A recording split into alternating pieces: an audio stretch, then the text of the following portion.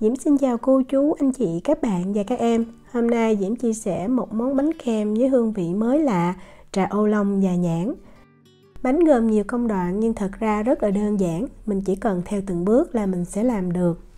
Bánh khi ăn vừa thơm vừa mát, béo nhẹ, ngon lắm luôn.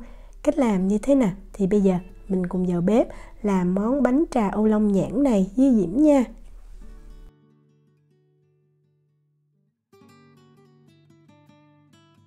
Đầu tiên Diễm đi giới thiệu về trà trước. Trà thì tất nhiên mình phải chọn trà ô long rồi. Trà này ở Na Uy thì Diễm mua ở tiệm Life nha. Và cái này là trà túi lọc. Diễm thấy mình dùng trà túi lọc tiện tại vì trà này nó đã xay ra rồi. Nếu mà mình dùng trà mà loại lá khô thì mình cũng phải nghiền mình xay ra thôi. Lúc mở ra thì mình thấy cái mùi thơm rất là dễ chịu. Diễm dùng cái muỗng này là 1 ml để mình đông. Thì khi mình đông thì mình đông đầy chút thì nó là 1/4 muỗng cà phê. Với công thức bánh hôm nay thì mình cần 2 cái gói trà túi lọc, một gói mình sẽ dùng trực tiếp cái lá trà luôn. Mình đi chuẩn bị cái phần kem tươi trước. Diễm có 200 ml kem tươi. Ở Việt Nam thì mình dùng whipping cream ha. Kem tươi thì ở Na Uy Diễm dùng hiệu này. Mình sẽ múc ra 1/4 muỗng cà phê trà ô long. Mình cho trực tiếp vào trong kem tươi luôn. Mình khuấy thiệt là đều. Sau đó mình sẽ đậy kín lại và mình cất lại vào trong tủ lạnh. Cái này thì mình chỉ ủ thôi, thật ra cái mùi nó cũng không có lên nhiều đâu. Nhưng mà khi mình đánh ngâm lâu thì cái trà nó cũng thơm. Mình cất vào trong tủ lạnh ít nhất 1 tiếng nha. Trong thời gian này thì mình đi làm phần kem trứng ô long. Lấy một cái thau nhỏ nè, Diễm đông vào đây 50 ml sữa tươi. Cái này là sữa nguyên kem và không có đường. Tiếp theo Diễm cho vào 20g tinh bột bắp. Tinh bột bắp để mình tạo cái độ đặc cho cái kem trứng này. Còn nếu mà mình không thích dùng tinh bột bắp thì mình có thể dùng gelatin. Tí xíu nữa Diễm chia sẻ sau. Mình sẽ khuấy cho tinh bột bắp nó hòa đều với sữa, nó tan hoàn toàn nha. Sau đó mình lấy 2 cái lòng đỏ trứng gà, mình cho vào. Rồi mình cũng khuấy cho 2 cái lòng đỏ trứng gà này nó tan đều với lại cái hỗn hợp sữa và tinh bột bắp. Để sang một bên, mình lấy cái nồi nhỏ nha và mình đông vào đây 200 ml sữa tươi. Cái này cũng là sữa tươi nguyên kem và không đường. Tiếp theo Diễm có 75 ml kem tươi, hay nếu mình cân cũng là 75g. Đường thì mình cho 50g. Và mình cũng đông ra 1/2 muỗng cà phê trà ô long, tức là 2 cái muỗng 1 ml này. Rồi mình dùng cái phới lòng hoặc là cây quýt bột đó, mình khuấy đều ha, khuấy nhẹ chút. Rồi mình bắt lên bếp mình nấu luôn. Bắt lên bếp thì mình cứ để cái lửa lớn và mình nấu cho cái hỗn hợp kem sữa này nó vừa nóng. Mình lưu ý là mình chỉ nấu cho nó vừa nóng thôi, không có sôi. Tại vì khi sôi sẽ làm giảm cái độ béo của kem tươi. Đó, mình thấy cái hơi nước nó tỏa lên và dưới đáy nồi nó hơi kêu xèo xèo nhẹ chút là mình nhắc khỏi bếp liền. Cái thau trứng, sữa và tinh bột bắp đó, mình khuấy đều lên, tránh cho tinh bột bắp nó lắng bên dưới. Rồi mình cho liền cái hỗn hợp kem sữa mình vừa nấu nóng trên bếp vào. Mình cho từ từ vào như vậy và mình khuấy theo một chiều thì đều cho 2 cái hỗn hợp này nó hòa đều với nhau là được. Sau khi khuấy đều xong thì Diễm cho trở lại cái hỗn hợp này vào trong cái nồi hồi nãy mình nấu sữa đó. Để bây giờ mình bắt lên bếp, mình khuấy cho cái hỗn hợp này nó đặc lại. Bếp Diễm có 9 số thì Diễm để số 7 và mình cứ khuấy nhẹ nhàng theo một chiều như vậy. Lúc đầu thì mình thấy cái hỗn hợp nó loãng nhưng mà bắt đầu nó đặc thì nó đặc rất là nhanh. Lúc mà nó đặc thì mình khuấy thiệt là nhanh nha. Như vậy tránh cho cái hỗn hợp này nó bị vón cục lại đó. Rồi mình hạ liền xuống cái lửa trung bình hoặc lửa nhỏ. Mình khuấy thêm chừng 30 cho tới 45 giây là mình nhắc khỏi bếp được. Nếu mà mình dùng gelatin thì cái hỗn hợp kem trứng sữa này mình cũng bắt lên bếp. Mình nấu cho nó nóng cho tới 70 cho tới 80 độ C. Mình nhắc khỏi bếp, mình lấy lá gelatin đã ngâm mềm mình cho vào liền. Còn nếu mà mình dùng bột gelatin thì mình phải cho nước vào, mình khuấy đặc. Mình mang cái hỗn hợp bột đó, mình hấp cách thủy cho nó tan trong veo luôn rồi mình mới cho vào ha. Cho gelatin vào thì mình khuấy cho gelatin tan hoàn toàn, rồi mình đổ ra một cái khuôn, mình đợi nguội, mình mang mình cất vào trong tủ lạnh qua đêm thì hỗn hợp đặt lại. Còn nếu mà mình làm như Diễm cái hỗn hợp kem này nó mềm đó thì mình để nguội là mình dùng được. Hỗn hợp kem trứng này sau khi khuấy xong mình có thể để nguyên trong nồi hoặc mình cho vào trong cái tô như vậy. Rồi mình lấy màng bọc thực phẩm mình để sát lên trên cái mặt, tránh cho nó bị se lại không có ngon. Đợi nguội là mình dùng được. Bây giờ mình đi làm cái cốt bánh trà ô long nha. Diễm dùng cái khuôn này nó có kích thước là 23 x 30 cm thì mình sẽ làm được 6 cái bánh.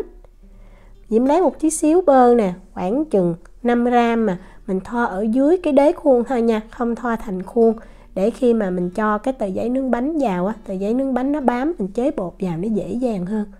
Đó, mình cắt cái tờ giấy nướng bánh cho nó vừa vặn như vậy.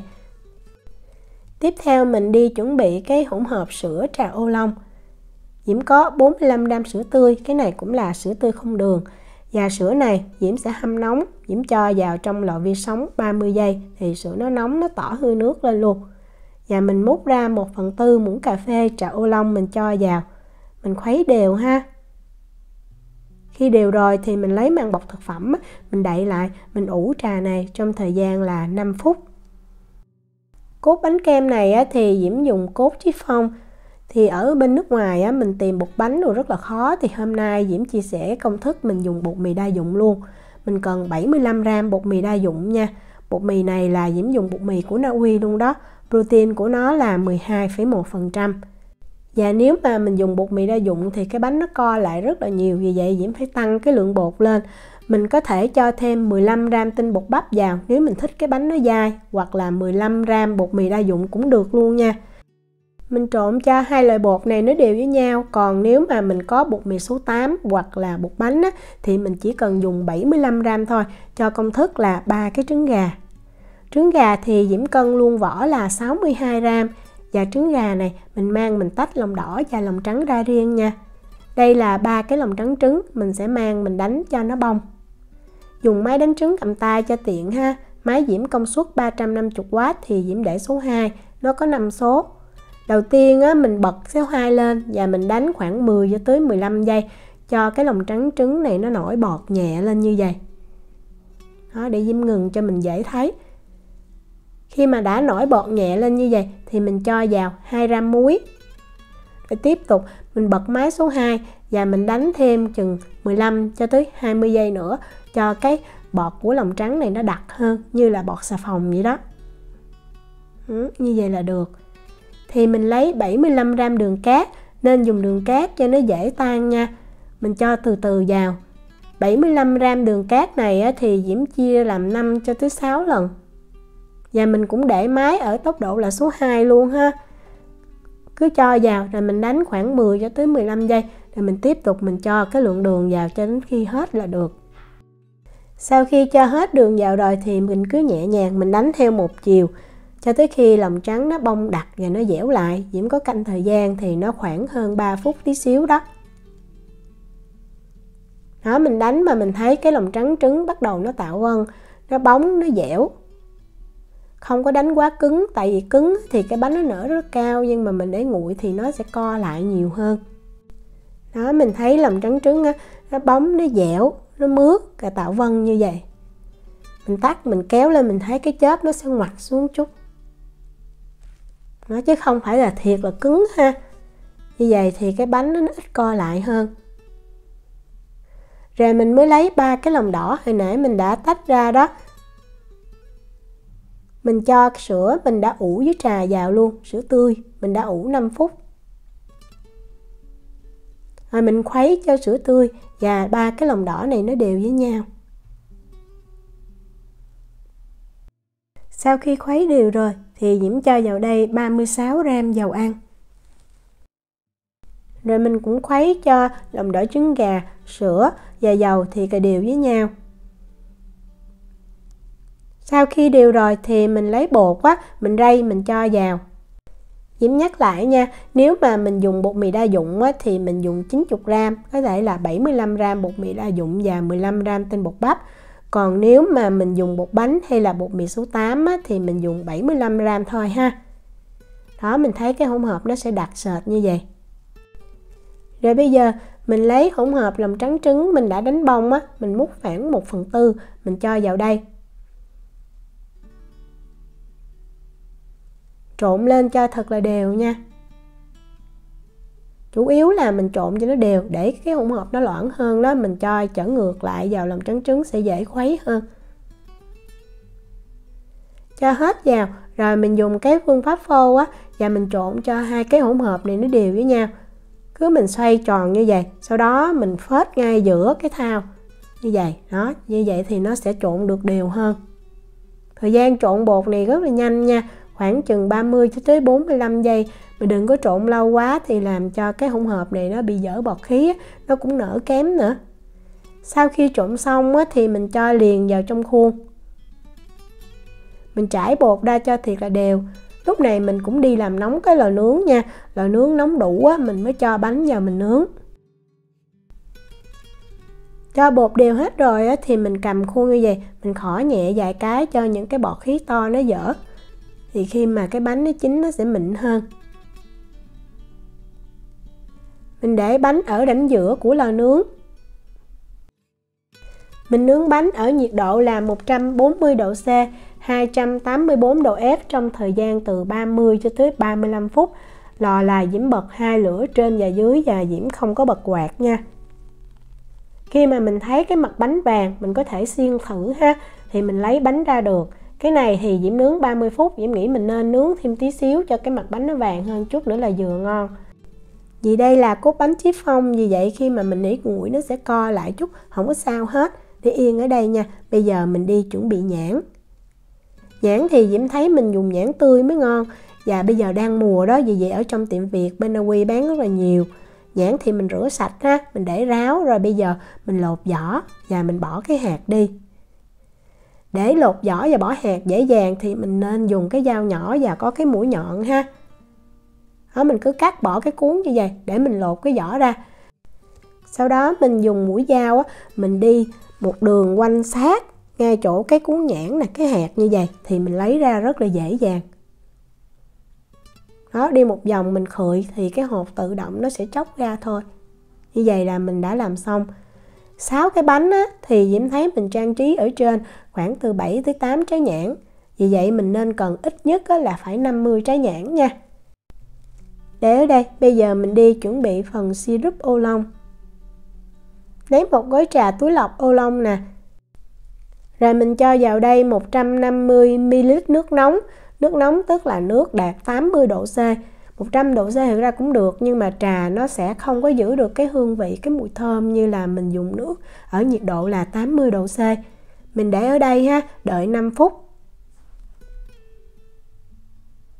Sau 5 phút á, thì mình lấy cái túi trà ra. Lúc này mình thấy rất là thơm. Rồi mình cho vào đây một muỗng canh đường là 15 gram. Mình khuấy đều, vậy là mình đã làm xong cái phần syrup ô long rồi. Cái này để mình tẩm vào bánh giúp bánh mềm và cái bánh nó cũng thơm hơn khi mình ăn. Kem tươi mình ủ dưới trà, mình để trong tủ lạnh á. Bây giờ mình lấy ra, mình đánh cho nó bong nha. Để tạo thêm cái vị ngọt á, thì Diễm có 40 gram đường bột. Nếu mà mình không có đường bột thì mình dùng 35 gram đường cát nhuyễn, mình đánh cho nó dễ tan. Và bật máy lên á, mình cứ để tốc độ cao nhất, mình đánh cho kem này nó đặc lại. Ở những nơi xứ nóng như là Việt Nam đó thì kem này á, mình nên giữ thiệt là lạnh. Que đánh hay là cái thau cũng vậy nữa thì mình đánh nó sẽ dễ đặc hơn. Mình có thể đánh vừa đặc là được, nhưng mà Diễm thích ăn cái kem nó xốp á, vì vậy Diễm đánh cho nó đặc hơn chút như vậy. Và cái phần kem trứng ô long đó thì bây giờ nó đã nguội, nó sẽ cứng hơn. Lúc mà mình cho vào bánh nó như vậy thì không có ngon, mình phải đánh ra cho nó dẻo, nó mịn trở lại ha. Mình có thể dùng máy đánh trứng hoặc là mình dùng cái phới lòng mình khuấy thiệt là mạnh tay. Làm sao cho cái kem trứng ô long này nó dẻo và nó mịn như vậy là được. Sau đó Diễm sẽ cho vào 2 cái túi bắp bông kem như vậy. Tí xíu nữa để mình đặng bánh nó dễ, mình không cần cái đuôi bắp bông kem gì hết. Mình chỉ cần cắt ở trên như vậy thôi, rất là tiện. Nếu mà chưa làm thì cứ mang, mình cất vào trong tủ lạnh nha. Bánh sau khi để nguội khoảng 15 phút á, thì mình lấy ra khỏi khuôn ha, tránh cho bánh nó bị động hơi. Và nếu làm liền thì mình chia bánh luôn. Như mình thấy ở đây, bánh nó co lại chút vậy, nhưng mà cái kết cấu của bánh nó vẫn xốp chứ nó không có bị bết nha. Diễm dùng cái khuôn cắt này có đường kính là 7 cm thì mình sẽ chia ra làm được 12 phần bằng nhau, vừa đủ cho 6 bánh. Mỗi bánh là 2 cái miếng bánh như vậy. Hoặc là nếu mà mình muốn làm một cái bánh to thì mình chia cái bánh này ra làm đôi, giống như bánh hình chữ nhật vậy đó. Bánh đạt là mình thấy lũa khí nó đều như vậy, mình cầm nó mềm và rất là xốp. Để đựng bánh thì Diễm dùng cái ly này, nó có cái dung tích là 200 ml nha.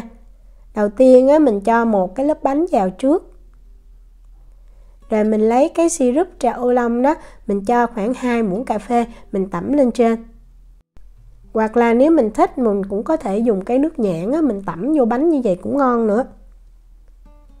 Sau đó mình lấy phần kem trứng ô long đó, mình cho một lớp lên như vậy. Và Diễm thấy mình nên cắt thêm nhãn, cắt hạt lựu đó, mình cho vào khi mà mình ăn miếng bánh nó trúng cái miếng nhãn nó giòn giòn, nó dai dai, lại thơm ngon nữa. Mỗi lớp như vậy thì mình cho nửa trái nhãn là được. Rồi mình cho phần kem ô long lên nè. Rồi tiếp theo một cái lớp bánh nữa. Và cũng như cái lớp đầu tiên, mình cho vào đây khoảng 2 muỗng cà phê cái syrup ô long. Rồi mình lại cho cái kem trứng ô long lên. Cái công thức này Diễm đã canh rồi, cái kem trứng, cái kem là vừa đủ cho 6 cái ly bánh như vậy ha. Rồi mình cho nhãn nè. Và cuối cùng là lớp kem ô long. Trang trí lên đây là nhãn tươi. Tùy nhãn to hay nhỏ thì cái phần này nó khoảng 7 cho tới 8 cái trái nhãn nha. Để cho bánh đẹp hơn thì mình trang trí hoa tươi ăn được ha. Ở Na Uy thì mùa này những cái hoa trắng này nhiều lắm. Và bánh này Diễm thấy ngon nhất là mình để trong tủ lạnh từ 6 cho tới 8 tiếng cho cái bánh nó thấm lại, nó mềm, ăn nó tan trong miệng và nó thơm. Khi ăn thì mình rắc tí xíu lá trà ô long lên như vậy để nghe cái mùi trà thoang thoảng, thơm dễ chịu lắm. Bánh này mình dùng như món tráng miệng cho những bữa tiệc hay là bạn nào muốn kinh doanh thì Diễm thấy rất là hợp luôn. Diễm chúc cô chú, anh chị, các bạn và các em thành công với lại món bánh trà ô long nhãn này. Nếu mà có thắc mắc gì thì cứ để lại lời nhắn hoặc là gửi tin nhắn cho Diễm. Diễm cảm ơn sự quan tâm theo dõi video rất là nhiều. Hẹn gặp lại trong những video tiếp theo. Chào tạm biệt.